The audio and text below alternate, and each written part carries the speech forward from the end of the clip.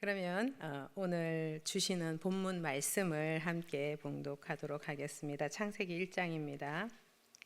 창세기 1장 26절로 28절까지 세 절 말씀입니다. 창세기 1장 26절부터 28절 말씀 다 찾으셨으면 함께 읽겠습니다. 시작.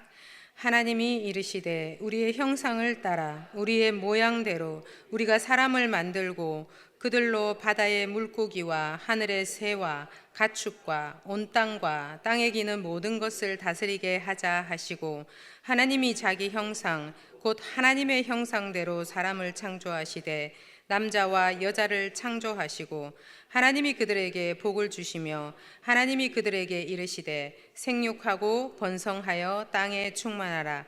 땅을 정복하라. 바다의 물고기와 하늘의 새와 땅에 움직이는 모든 생물을 다스리라 하시니라. 아멘. 여러분 요즘 한 1, 2년 사이에 AI, 그 중에서도 특히 그 인간처럼 몸을 움직이는 휴머노이드 그런 로봇이 상당히 화제인데요. 그런데 이 미래 시대를 배경으로 한 그런 SF 그런 소설이라든가 아니면 AI 영화 같은 데 보면은 피조물인 로봇이 자신을 만든 창조자인 인간을 죽이는 그런 섬뜩한 이야기가 나옵니다. 왜 그럴까요? 그 중에 한 가지 이유는 이 철저하게 논리적인 로봇이 볼 때는 너무나 변덕스럽고 모순적이고 생각이 자주 바뀌고 감정적인 인간을 참을 수가 없다고 할까요? 어쩌면 그 이유를 우리 역시 어느 정도는 어떤 것인지 공감할 수 있을 것 같습니다. 여러분, 인류의 영원한 질문은 무엇입니까? 나는 누구인가? 이 인간은 도대체 무엇인가 하는 것입니다. 열길 물속은 알아도 한길 사람의 마음속은 알 수 없다라고 하는 속담처럼 인간을 이해한다는 것은 무척 어려운 일입니다. 새로운 사람을 알게 돼가지고 참 너무 사람이 좋다 하면서 감탄을 하다가도 그 사람이 어느 날 너무 생각지도 않은 괴기한 그런 행동을 하는 것을 보면서 당황할 때도 있죠. 또 그뿐입니까? 심지어 반백년을 부부로 한 집에서 함께 살았는데 인생의 끝에서 나는 그 사람을 전혀 몰랐어요 라는 아주 너무 황당하고 쓸쓸한 그런 이야기를 듣게 되기도 합니다. 오늘 우리는 이 신론을 마치고 인간론 첫 번째 시간을 들어가는데요. 만약에 여러분에게 인간에 대해서 한번 정의를 해보세요 라고 하면 지금 어떤 단어가 스쳐 지나가시나요? 이게 참 한마디로 정의하기는 어렵죠. 왜냐하면 우리 자신을 보면서도 참 도무지 이해가 되지 않을 때가 너무 많기 때문에 그렇습니다. 수많은 철학자, 사상가, 신학자, 과학자 이런 사람들은 인간을 정의하려고 굉장히 노력했습니다. 인간은 이성적인 존재다. 인간은 소우주다. 인간은 충동적인 존재다. 심지어 인간은 괴물이다. 그런 많은 정의들 중에서 유독 눈에 띄는 한 단어가 있었는데요. 인간은 수수께끼다라는 말이었습니다. 답을 찾기가 어렵다는 거죠. 이해가 되지 않는다는 거죠. 천재 파스칼이라는 사람은 그의 명작 팡세라는 책에 인간에 대해서 이렇게 일갈했습니다. 인간은 경이롭고 진기하며 괴상하며 모순덩어리다. 만물의 심판자이면서도 한낱 벌레와 같고 우주의 영광이면서 동시에 그 찌꺼기다. 왜? 인간의 위대함과 비참함 그리고 그 사이에서 끊임없이 방황하고 고뇌하는 모순된 실존을 아주 정확하게 꿰뚫어 본 통찰 아닙니까? 세상에는 정말 다양한 인간관이 존재합니다. 히브리적 인간관도 있고 헬라적 인간관도 있고 유교적인 인간관도 있고 철학적인 인간관도 있고 또 유물론적인 그런 인간관도 있습니다. 그런데 여러분, 영적인 눈을 들어가지고 그 껍데기를 한번 벗겨보면 어떨까요? 결국은 단 두 가지의 인간관밖에 없습니다. 바로 성경적인 인간관과 그리고 비성경적인 인간관입니다. 결국 세상과 기독교를 구분하는 가장 뚜렷한 기준 중에 하나가 바로 인간이 어디에서 왔나, 인간의 기원에 대한 문제일 것입니다. 세상은 인간을 철저하게 그 인간의 기원을 진화론의 토대 위에 둡니다. 우주의 나이는 138억 년, 지구의 나이는 약 46억 년. 뻥 하고 빅뱅에 의해서 우주가 탄생했다. 그리고 아메바와 같은 그런 단세포 생물이 모든 인류의 조상이다라고 합니다. 그런데 때로 우리는 이 진화론을 아주 이성적이라고 생각하고 지성적이라고 생각하고 과학적이라고 생각하죠. 반면에 우리가 믿는 창조론은 뭔가 믿어 그냥 믿어 하는 어떤 아주 눈 감고 믿는 맹신과 같이 그런 프레임을 만들어 놓은 것은 아닌가 하는 생각도 드는데요. 물론 19세기 처음 그 다윈의 진화론이 나왔을 때 그 아주 초보적이고 단선적인 그리고 거의 뭐 폐기된 그런 이론들이 지금은 상당히 많은 보완이 되었고 또 과학적으로도 많은 발전을 해온 것은 사실입니다. 심지어 기독교 내부에서도 유신 진화론 또는 진화적 창조론 하는 다양한 해석들이 있습니다. 하나님이 창조도 쓰시고 진화도 쓰신다는 거죠. 우리가 잘 아는 팀 켈러 목사님도 우리가 믿는 창조 신앙과 과학적인 발견들이 항상 충동하는 것만은 아니다라고 언급하기도 했는데요. 그렇지만 결국은 파고 들어가 보면은 어때요? 진화론도 여전히 증명되지 않은 가설들이 너무나 많은, 어쩌면 진화론도 거대한 믿음 체계다라는 것을 알게 됩니다. 당연히 창조론도 다 증명할 수 없죠. 당연히 증명할 수 없죠. 우리는 그 믿음의 영역이라는 것을 알고 있습니다. 그런데 결국은 무엇을 믿을 것인가라는 거죠. 우리는 새로운 우주 망원경만 한번 나와도 데이터가 계속 바뀌잖아요. 우주 나이가 138억 년이라고 하지만 최근에 제임스 웹이나 이런 게 나오고 나서 우주의 나이가 267억 년일 거라는 또 가설이 나왔습니다. 그렇게 자꾸 매번 바뀌는 과학적인 데이터를 우리가 믿는 것이 아니죠. 우리가 믿는 것은 무엇입니까? 어제나 오늘이나 내일이나 동일한 하나님의 말씀, 그 말씀의 1.1핵을 우리는 믿는 것이죠. 아멘이십니까? 네. 여기서 우리가 놓치지 말아야 할 부분이 있습니다. 세상은 인간을 원숭이가 진화된 우연의 산물이라고 말하지만 성경은 아니라고 말합니다. 성경은 인간을 하나님 사랑의 결정체라고 말합니다. 하나님의 선하신 목적으로 창조된 존귀한 존재라고 성경은 선언하고 있는 것입니다.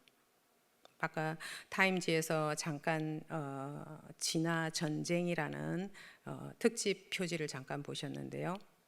우리가 이 인간 기원의 토대가 흔들려 버리면은 신앙은 집을 지을 수가 없는 것이죠. 그래서 우리는 성경의 첫 말씀, 태초에 하나님이 천지를 창조하시니라 하는 이 창세기 1장 1절에 대한 믿음부터 시작하는 것입니다. 오늘부터 4주간 우리는 오직 성경이 말하는, 성경이 증언하는 인간의 실체를 알아갈 것입니다. 이 여정에서 여러분이 가슴에 새겨야 할 네 가지의 단어, 네 가지의 이정표가 있습니다. 바로 창조, 타락, 구속, 영화입니다. 여러분이 받으신 그 강의 목차에 보시면은 인간에 대한 네 개의 타이틀이 나오죠. 창조된 인간, 그리고 죄로 인해서 타락해버린 인간, 십자가로 구속받은 인간, 그리고 미래에 영화롭게 될 인간입니다. 이게 인간론의 전부입니다. 인간은 하나님의 형상으로 창조되었지만 죄로 타락했으며 예수 그리스도 안에서 회복되어서 영광에 이르는 존재이다. 이 한 문장이 이번 4주 동안 여러분이 기억하셔야 할 뼈대 문장이라고 할 수 있습니다. 첫 창조는 하나님의 형상과 모양으로 창조되었습니다. 그러나 창조된 첫 최초의 아담은 죄를 지을 수도 있고 또 짓지 않을 수도 있는 상태였습니다. 그런데 인류의 대표였던 아담은 죄를 결국 지었죠. 그리고 타락한 인간은 이제 죄를 짓지 않을 수가 없는 상태가 되었습니다. 그런데 구원받은 우리, 십자가로 구원받은 인간은 이제 다시 죄를 짓지 않을 수 있는 상태가 되었습니다. 그렇다면 재림 이후 우리가 맞이할 최종 목적지는 어디입니까? 바로 죄를 지을래야 지을 수가 없는 상태, 완전하고 흠이 없는 상태의 인간입니다. 자, 다시 말씀드릴게요. 하나님의 형상으로 존귀하게 창조되었지만 죄를 지어서 타락했고 예수님이 오셔서 십자가로 우리를 구속해 주셨고 마침내 우리 안에 무너졌던 하나님의 형상을 온전히 회복한다는 것인데요. 여기서 아주 중요한 진리가 있습니다. 이 회복은 단순히 죄를 짓기 전에 아담의 상태로 돌아가는 것이 아닙니다. 그 회복이 아닙니다. 그때 당시 아담은 죄를 지을 수도 있는, 뭐라고 말할까요? 뭔가 2%가 부족한, 뭔가 가변성이 있는 그런 존재였죠. 이렇게 될 수도 있고 저렇게 될 수도 있는. 그러나 하나님이 우리를 이끌고 가시는 마지막 목적지, 우리 강의 한 4번에 보면 나오는 그 영화의 상태는 다릅니다. 다시는 죄를 지을 수 없고 다시는 죽을 수도 없고 완전한 승리가 쟁취되는 글로리피케이션, 영화, 영광의 상태인 것입니다. 그러므로 우리의 구원은 잃어버릴 수 있는 또는 잃어버린 과거로 돌아가는 회복이 아니라 잃어버릴 수 없는 미래의 완전함으로 나아가는 회복이다. 이것을 좀 기억하시고 생각해 주시면 좋겠습니다. 다시는 저주가 없고 밤도 없고 사망이 존재하지 않는 그런 상태죠. 이것이 바로 하나님께서 우리 인간에 대해서 가지고 계신 마스터 플랜, 이 큰 구원의 그림의 최종 목적지다, 이렇게 말할 수 있습니다. 한 번 더 말씀드릴게요. 단순히 잃어버렸던 과거의 상태로 돌아가는 회복이 아니라 그보다 더 나은, 결코 잃어버릴 수 없는 미래, 그 완전함으로 나아가는 것이 인간의 소망이고 최종 목적지입니다.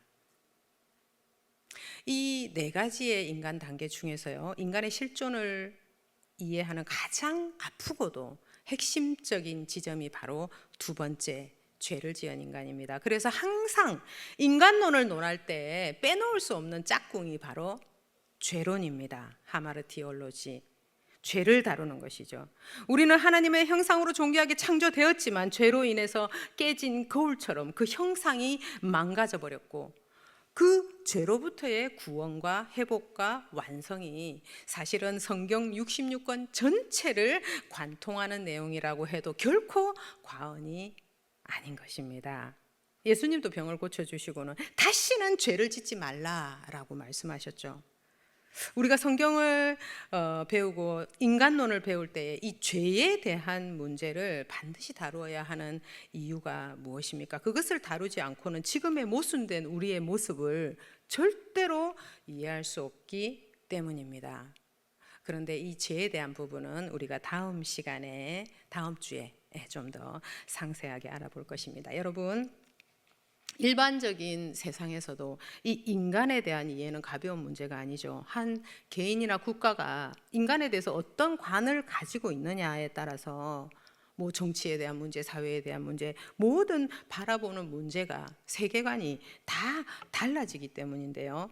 인간을 본래 선하다고 볼 것이냐, 아니면 인간은 본래부터도 악하다고 볼 것이냐, 어떤 관을 가지고 있느냐에 따라서 법 체계나 복지나 이런 게 다 달라지는 거죠. 인간이 만약에 악하다라고 봤을 때는 법 제도를 더 강력하게 하겠죠. 감시하고 뭐 안면 인식을 한다든지 이렇게 인간을 통제하려고 하겠죠. 그런데 기독교 안에서도 마찬가지예요. 인간을 어떻게 볼 것인가? 인간의 그 본성과 죄의 깊이를 어떻게 이해하고 정의하느냐에 따라서 공로 사상에 들어있는 가톨릭 신학이 되기도 하고, 또 인간의 자유의지를 너무 강조하고 인간이 뭔가를 할 수 있다라는 알미니안주의가 되기도 하는 것이죠. 인간에 대한 가장 성경적인 이해가 전통적인 개신교 신학의 뿌리라고 할 수 있는데요. 여러분 잘 아시는 솔라 스크립투라, 오직 성경의 기반 위에서만 인간을 이해해야 한다는 것이죠. 그래서 인간을 바로 알기 위해서는 먼저 성경을 알아야 된다라는 것이죠. 그리고 그 인간을 창조한 하나님을 알아야 되죠. 신론이죠. 그리고 인간을 알면 뭘 알게 돼요? 죄를 알게 되고, 죄를 알아야 그리스도께서 무슨 사역을 하셨는지, 그 구원이 무엇인지 알게 되는 거죠. 그러니까 우리가 7대 교리를 배울 때 왜 순서가 성경론이 나오고 신론이 나오고 인간론이 나오고 기독론이 나오고 구원론이 나오느냐, 이 순서를 우리가 이제 배워가면서 점점 공감하실 수 있게 될 것입니다. 제가 첫날이라서 서론이 좀 길었는데요.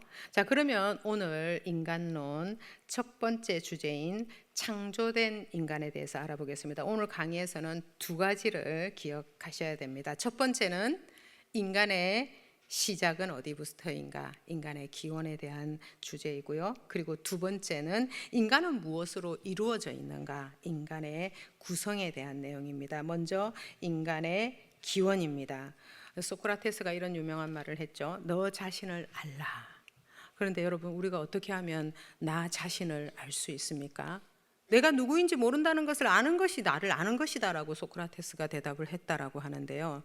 우리는 그런 무지의 자각이라는 그런 아주 철학적인 모호한 그런 개념에서 한 걸음 더 나가야 되죠. 우리는 성경 말씀이 어떻게 인간의 뿌리를 말하고 있는가, 그것을 찾아갈 것입니다. 그 인간의 기원에 대한 정답은 오늘 읽은 우리 창세기 본문이죠. 1장 27절인데요.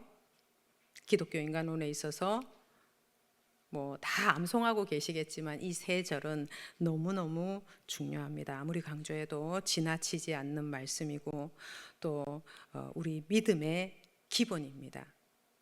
세상의 과학이나 생물학처럼 막 수백 권의 책에 논문에 이런 거 없죠. 이 짧은 구절 안에 인간에 대한 가장 위대하고 가장 핵심적인 진리가 다 압축되어 들어가 있는 것입니다.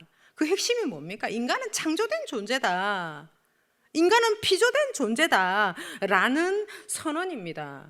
아니, 그거 너무 당연한 거 아닙니까? 라고 여러분들은 말씀하시겠지만, 역설적으로 많은 그리스도인들이 이 부분을 믿지 못하고 신앙생활을 하고 있다는 조사의 통계가 많이 나오고 있죠. 전도서 12장 1절에 보면요, 너는 청년의 때에 너의 창조주를 기억하라는 준엄한 말씀이 있습니다. 이 말씀처럼 우리에게는 창조주가 있고 우리는 피조물이라는 이 절대적인 사실을 믿어야만 합니다. 창조주의 자리, 피조물의 자리를 명확하게 아는 것, 이것이 성경적 인간론의 첫 출발입니다. 세상 철학과 진화론자들이 우리에게 뭐라고 조롱을 하고 비웃든지 우리는 하나님의 말씀을 믿습니다. 아멘입니까? 예. 우리가 우연히 발생한 그런 존재가 아니라 하나님의 태초의 계획 안에서 목적을 가지고 창조하신 무엇보다도 존귀한 존재임을 확고하게 믿어야만 하는 것입니다. 세왕 이야기라는 유명한 책이 있는데요. 그 책을 썼던 진 에드워드라는 목사님이 신의 열애라는 책을 썼는데, 거기에 보면은 이 인간을 창조하는 이야기가 나와요. 거기에 하나님은 홀로 완전하셨지만 상대방을 가지기로 결정했다, 이런 표현이 나와요. 거기 보면은 하나님이 막 이렇게 창조 사역을 하시는데 뒤에서 이렇게 막 천사들이 등 뒤에서 막 이렇게 수근수근 하는 거예요. 뭐 하시는 거지? 막 하면서 그렇게 하다가 갑자기 탄성을 지르는 장면이 나옵니다. 눈에 보이는 하나님의 형상이야. 눈에 보이는, 그렇게 천사들이 소리를 지릅니다. 그렇습니다. 인간은 하나님의 형상과 모양으로 창조되었습니다.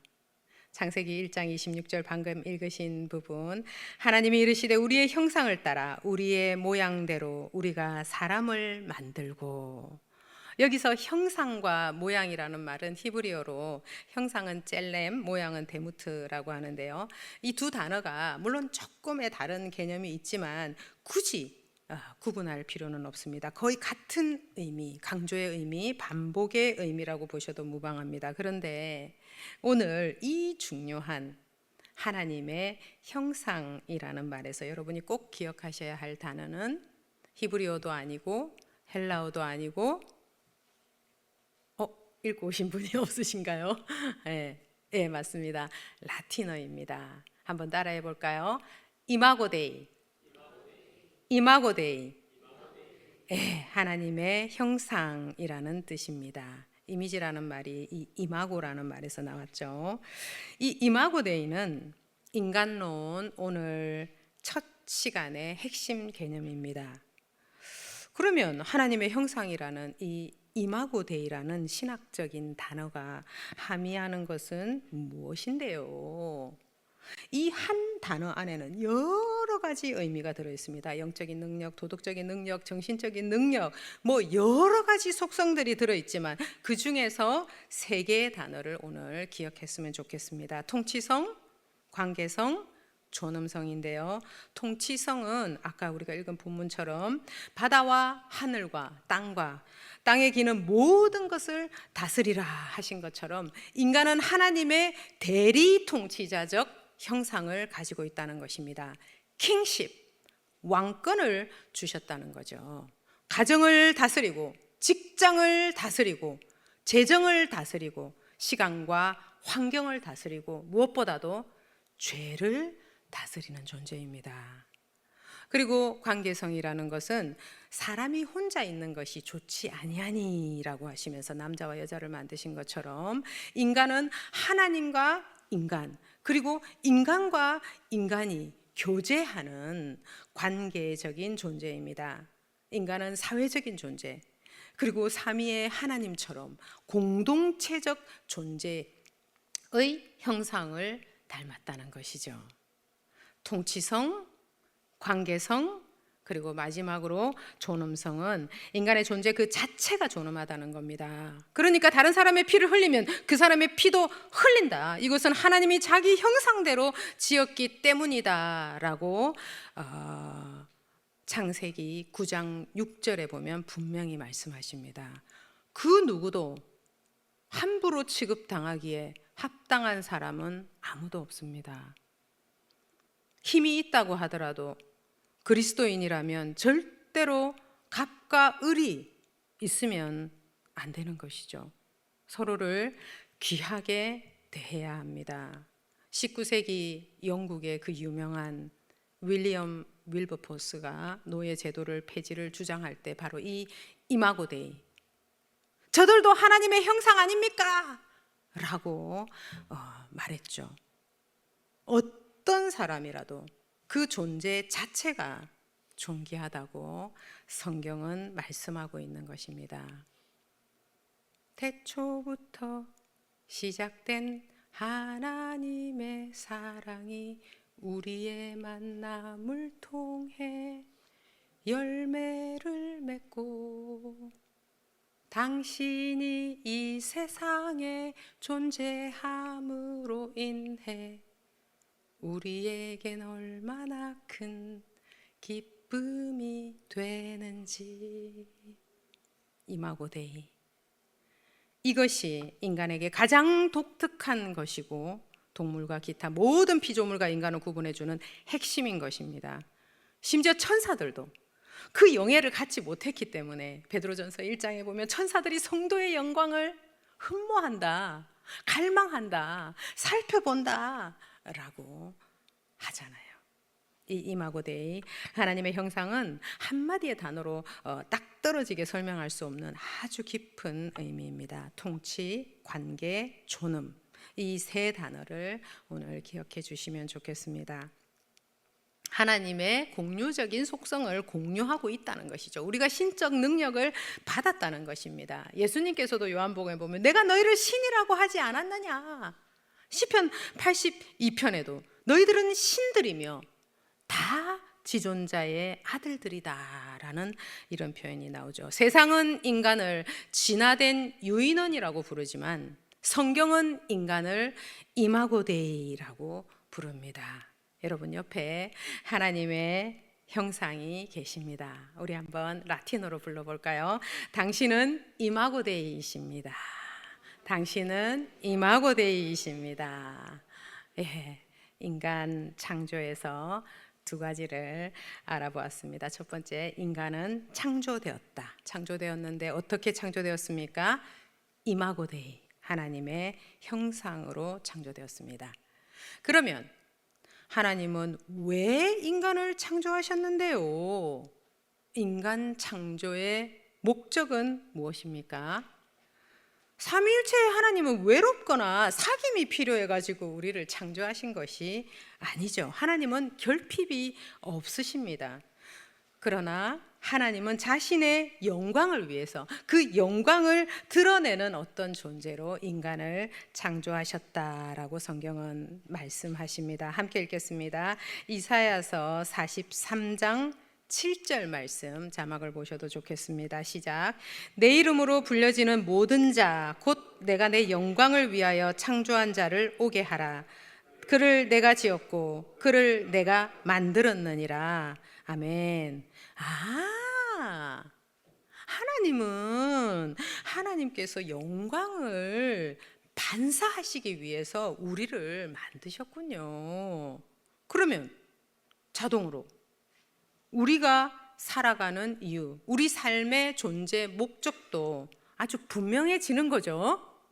네. 하나님의 창조 목적과 우리의 삶의 목적이 같아야 되는 거잖아요. 그래야 건강한 거잖아요. 하나님이 영광을 드러내라고 창조를 했더니 자기를 드러내면 안 되는 것이죠. 모세가 왜 가나안 땅에 못 들어갔습니까?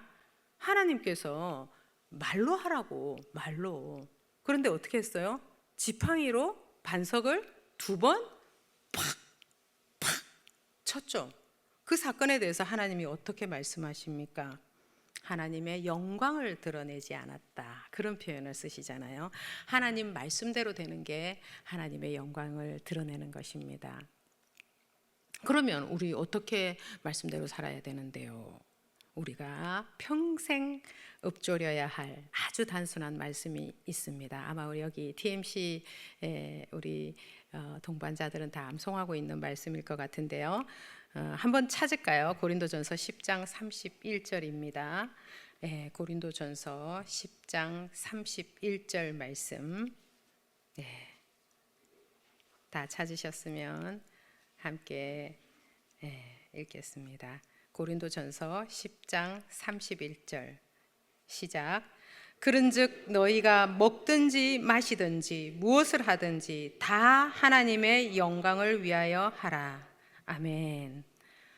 마치 큰바의 얼굴을 평생 기다리다가 자기 자신이 큰바의 얼굴이 되어버렸던 그 나다나엘의 소설 속 주인공 어네스트처럼 항상 하나님의 영광을 생각하고 그 영광을 위해서 사는 사람은 그냥 그 영광의 빛을 바라보는 것이 일상의 습관일 것입니다. 억지로 경건해지려고 이거 하고 저거 하고 마일리지를 이렇게 쌓아가는 것이 아니라 존재 자체가 해바라기처럼 하나님의 영광을 향하는 것이죠. 시편 기자의 고백과 같이 내가 여호와께 바라는 한 가지 일은 내가 내 평생에 여호와의 집에 살면서 여호와의 아름다움을 바라보며 그의 성전에서 사모하는 그것이라. 아멘. 그 영광을 바라보는 것이 우리들의 힘이고, 그 영광을 바라보는 것이 우리들의 능력이고, 그 영광을 바라보는 것이 우리들의 가장 큰 기쁨인 것입니다. 그러면 그 영광이 나를 통해서 자동으로 반사되는 것이죠. 창조주의 목적에 따라서 사는 삶, 그것이 바로 소명이고, 거기서 구체적으로 따라 나오는 것이 사명이잖아요.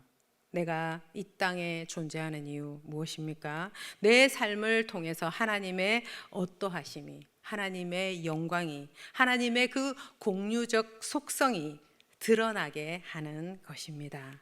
존재 자체가, 반사체가 되는 것이죠.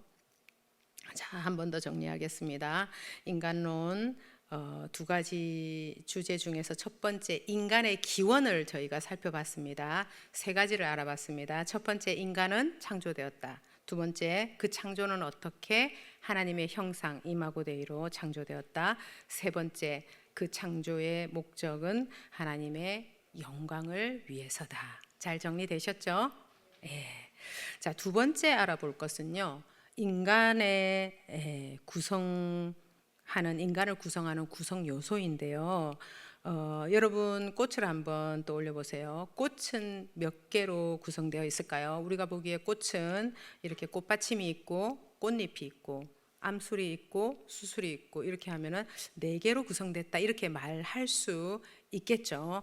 그런데 그 가운데 있는 암술과 수술을 하나로 보게 되면 꽃받침과 꽃잎, 암술과 수술, 이렇게 3개의 구조라고도 말할 수 있겠죠. 성경이 말하는 인간의 구성도 역시 2가지의 관점으로 정리할 수가 있습니다. 근데 꽃은 우리가 이렇게 눈으로 보이는 부분이고, 요렇게 나누면 되겠네 하니까 좀 간단한데요. 인간은 보이는 부분, 보이는 육체가 있고 또 보이지 않는 부분, 영혼이 이렇게 결합되어 있다 보니까 그 구성을 탁 잘라가지고 말하기가 좀 어렵죠. 여러분, 천사는 어떻습니까? 천사는 영체만 있죠. 그리고 동물은 어때요? 동물은 육체만 있죠. 그런데 인간은 영체도 있고 육체도 있는 아주 독특한 존재죠. 창세기 2장 7절에 보면은 인간을 흙으로 빚어진 그 육체 위에다가 뭐가 들어가죠? 하나님의 생기가 들어가서 탄생한 유일한 존재인데요. 그러니까 최소한 2개의 구조는 있겠죠, 그죠? 몸과 영혼, 이렇게. 그런데 학자에 따라서 3개의 구조라고 주장하는 이론이 있기 때문에 오늘 이 2가지 2분설과 3분설을 좀 알아보려고 합니다. 물론 한 개의 구조라고 주장하는 1분설이라는 설도 있어요. 그런데 성경적인 관점에서는 그 1분설은 제외하고 저희는 2분설과 3분설을 알아보도록 하겠습니다. 먼저 2분설입니다. 2분설은 인간이 2개의 구조로 구성되어 있다라는 것인데요. 가장 많은 지지를 받고 있죠. 육체와 영혼으로 구성되어 있다는 주장입니다. 눈에 보이는 가시적인 몸과 눈에 보이지 않는 가시적인 영혼인데요. 창세기 2장 7절에 여호와 하나님이 흙으로 사람을 지으시고 생기를 그 코에 후 하고 불어 넣으시니 사람이 생명이 되었다라고 하는데요. 흙이라는 이 물질, 거기에 생기라는 이 호흡, 숨, 영혼이라고 볼 수 있겠죠. 이게 인간으로 구성되었다는 거죠. 보이는 부분과 보이지 않는 부분 2개의 구조로 되어 있는데요. 지금 강의한 4페이지에 생명을 a living soul 또 a living being 2가지의 영어 단어가 나와 있어서 조금 헷갈린다는 분이 아까 있었는데요. 같은 말입니다. NIV 버전이냐 킹제임스냐에 따라서 좀 다른데 같은 말입니다. 그거 제가 수정을 못했습니다. 그런데 예수님도 말씀을 하셨죠. 마태복음 10장 28절에 너희 몸은 죽여도 영혼을 죽이지 못하는 자를 두려워하지 말라.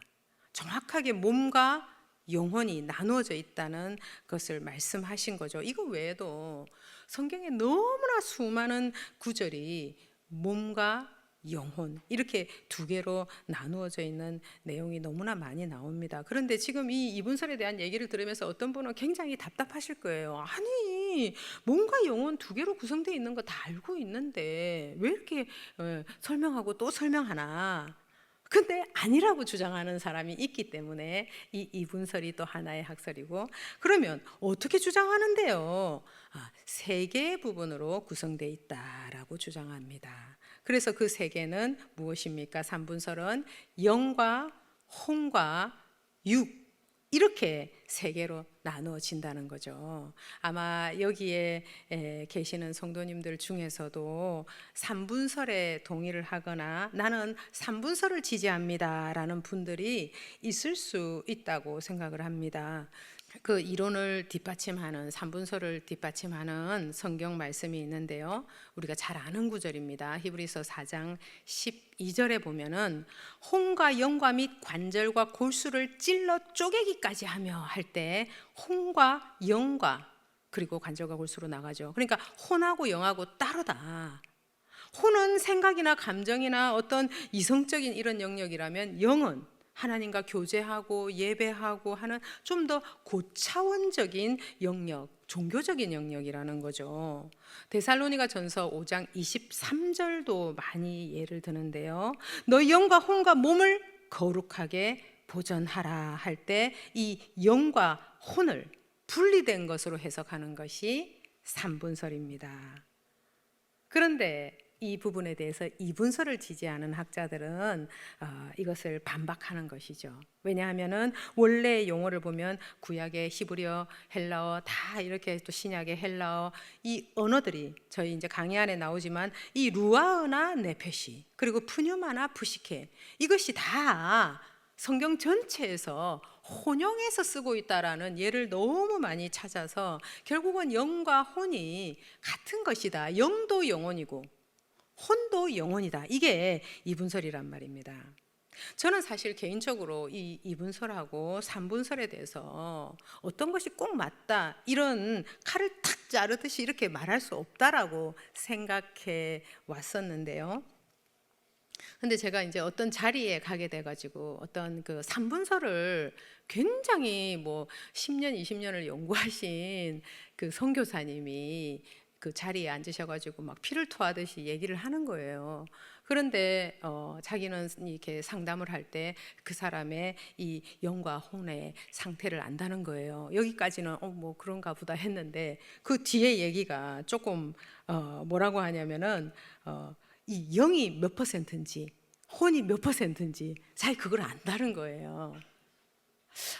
이거 너무 본질이 아닌 지엽적인 부분을 가지고 너무 오래 연구를 하시다가 조금 너무 위험하게 되시는 것 같다라는 생각을 제가 했는데요. 이 이분설과 삼분설은 정말 오랫동안 싸워온 신학적인 논쟁이거든요. 2000년 동안 계속 싸워오고 있는 논쟁인데요, 이 눈에 보이지 않는 부분을 누가 딱 잘라가지고 말하겠습니까? 그래서 우리가 지금 교리로 배우고 있는 마틴 로이드 존스 목사님이나 웨인 그루뎀, 그리고 교부신학의 아버지라고 하는 성 어거스틴, 그리고 볼코프와 같은 이런 믿음의 거장들이 다 이 이분설을 지지한다 하더라, 이렇게 좀 기억하시면 좋을 것 같고요. 그리고 삼분설도 많은 분들이 믿고 연구하고 있다, 이렇게 기억을 하시면 좋겠습니다. 인간의 구성 요소를 가지고 누가 더 옳으냐 싸우는 것보다 중요한 것은 그 신비한 인간을 그 구조를 만드시고 설계하신 위대하신 하나님이시라는 거죠. 우리가 이렇게 교리를 배우는 게 왜 배웁니까? 하나님을 좀 더 알고 하나님을 좀 더 잘 경외하고, 무엇보다도 우리가 그 하나님의 뜻대로 살기 위해서, 말씀을 한 자라도 더 살기 위해서 우리가 배우는 것이니까요. 아멘이십니까? 네, 아멘입니다. 오늘 첫 시간 인간에 대한 4가지 기억했으면 좋겠습니다. 심플하죠? 첫 번째, 인간은 창조되었다. 창조되었는데 어떻게 해요? 이마고데이, 하나님의 형상으로 창조되었다. 세 번째, 인간의 창조 목적은 하나님의 영광을 드러내는 것이다. 네 번째, 인간을 구성하는 요소로 이분설이라는 것과 삼분설이라는 것이 있다. 다 이해되셨죠? 말씀을 마무리하겠습니다.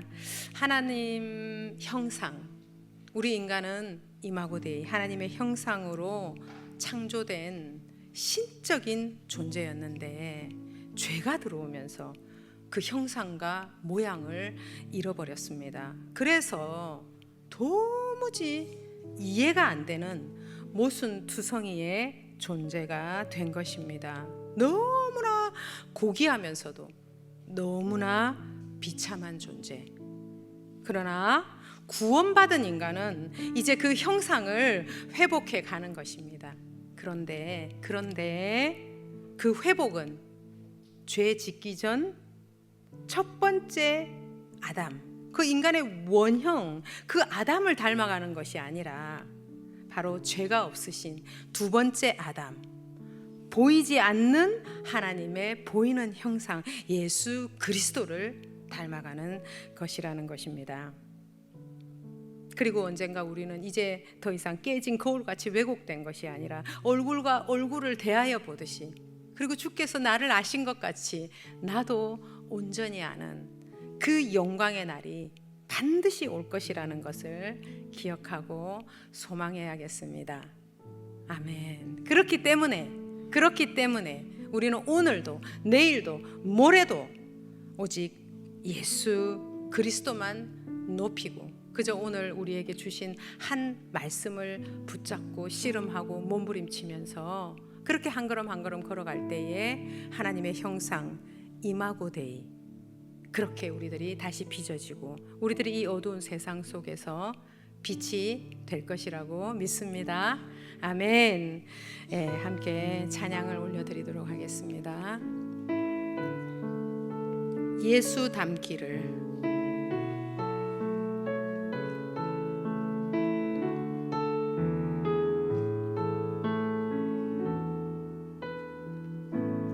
내 삶의 소망, 내가 바라는 한 분, 예수 닮기를 내가 원하네. 한없는 사랑, 한없는 사랑, 풍성한 긍휼, 예수 닮기를 내가 원하네.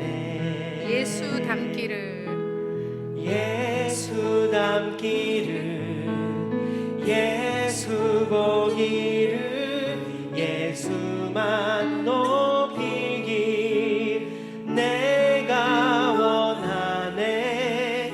내 평생 소원, 예수 닮기를, 예수만 닮기를 내가 원하네. 온유하시고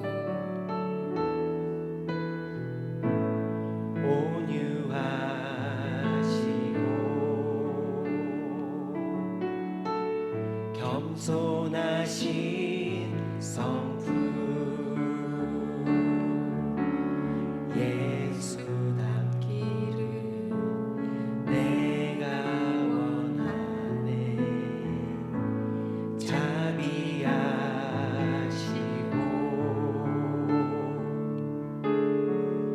위로자 되신 주, 예수 닮기를 내가 원하네. 예수 닮기를, 예수 보기를, 예수만 높이길 내가 원하네. 내 평생 소원, 담기를 예수만 담기를 내가 원하네. 완전하신 예수 새롭게 하시네.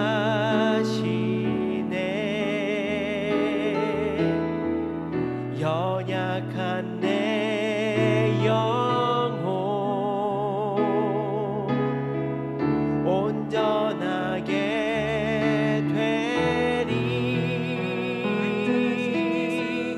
완전하신 예수 새롭게 하시네.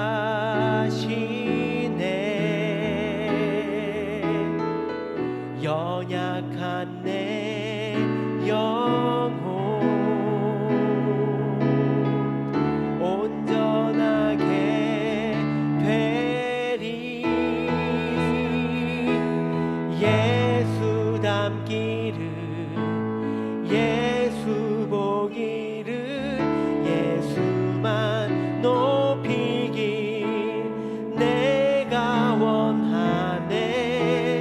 내 평생 소원 예수 담기를 예수만 담기를 내가 원하네.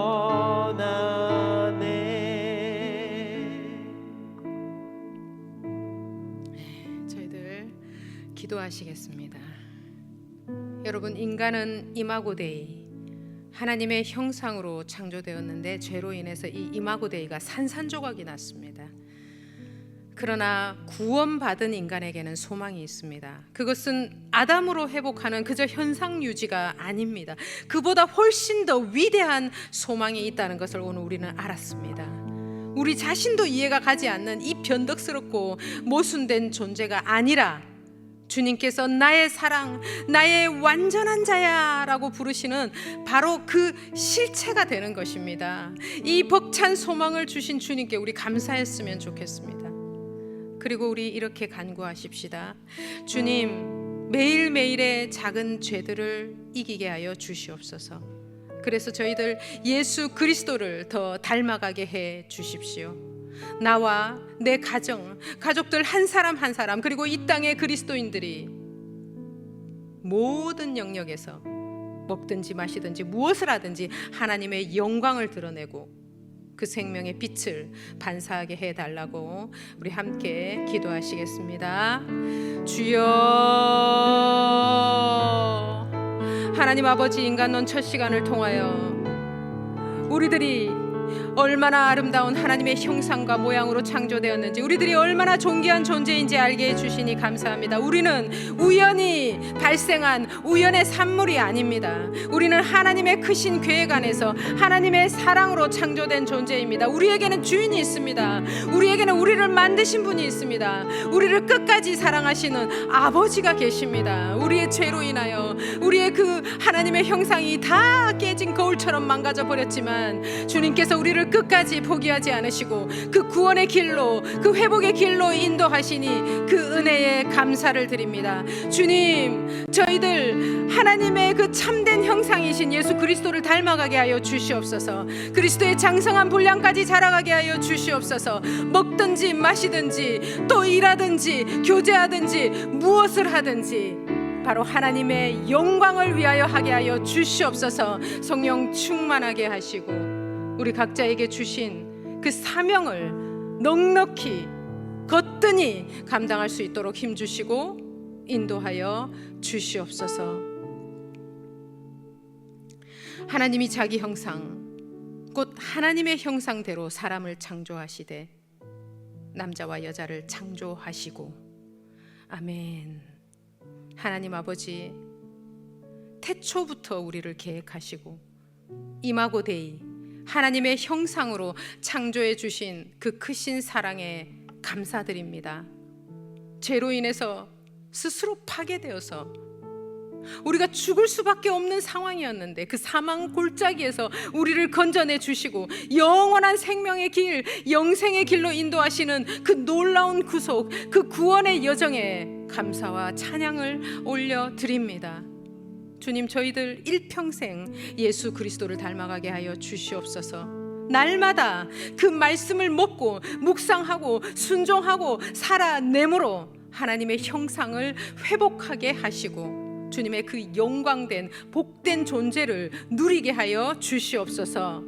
또한 이 말세의 시간에 정말 칠흑같이 어두운 이 세상 속에서 저희들이 그 거룩함을 유지함으로 말미암아 하나님의 그 찬란한 빛을 반사하는 복음 전파의 통로자들로 저희들 다 쓰임받게 하여 주시기를 간구하며 또 감사드리며 이 모든 말씀 하나님의 형상이신 예수 그리스도의 이름으로 기도드리옵나이다.